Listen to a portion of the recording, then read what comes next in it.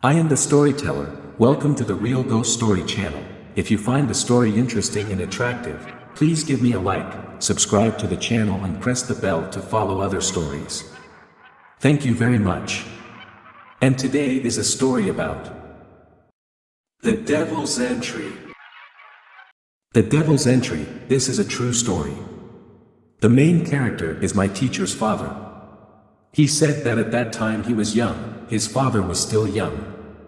In the village, he was a Tay, an old woman in the village passed away, the burial was completed. Decades ago there were no coffins like today, and they were also ethnic people, so the deceased was placed in a coffin made of banana trees. The coffin lid was also made very roughly so that the family and the villagers could see the deceased.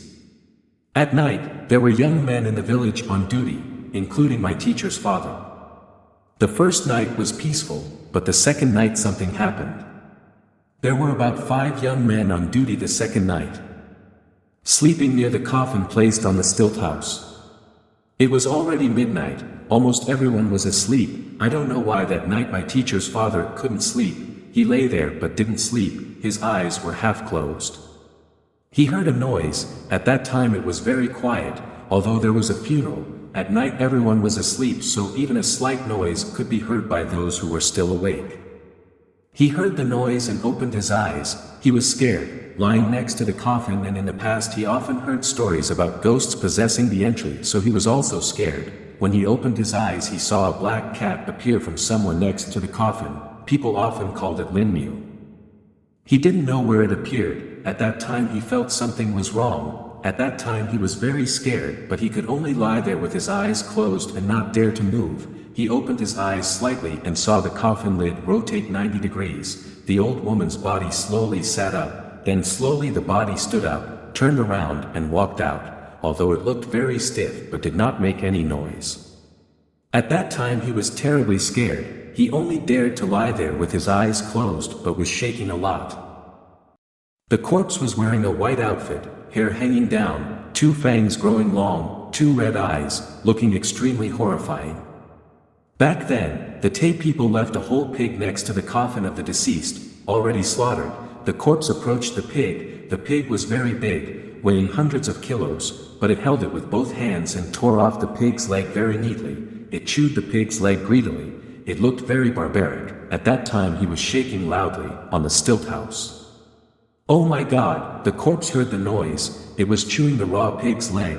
It stopped. It turned to look at the 5 men who were sleeping. The other 4 men didn't know anything. They were sleeping like dead, as if they were under anesthesia. The other 4 men were sleeping very soundly.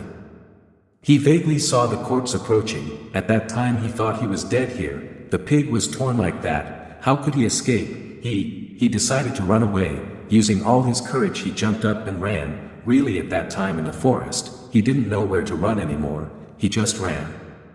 Oh my God, that corpse didn't let go. It chased after him, and according to the story, when it chased him, it screamed so horribly, as if it was angry with him for running away. It chased him and screamed so loudly that the sound echoed throughout the forest at night. He kept running all night, running tirelessly.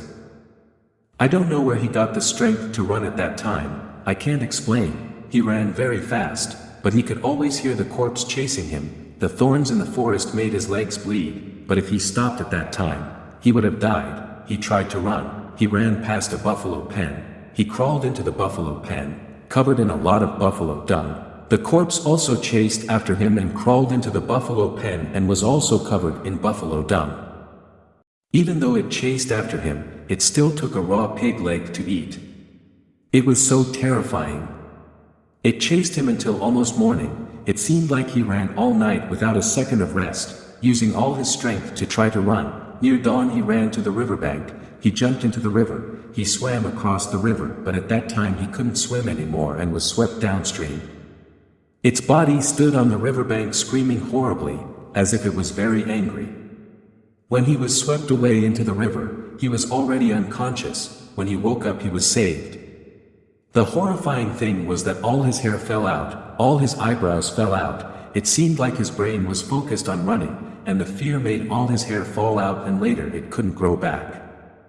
When he woke up he told his story, but no one believed him. He said if they didn't believe him then they should open the coffin lid to check. People even suspected that he stole the pig leg. After opening the coffin lid, they saw that the corpse's legs were still covered in buffalo dung, and its mouth was full of pork. Oh my gosh, it was so scary. At that time, everyone believed that there was a story of a devil possessing the entry. The body was then cremated and not buried as usual.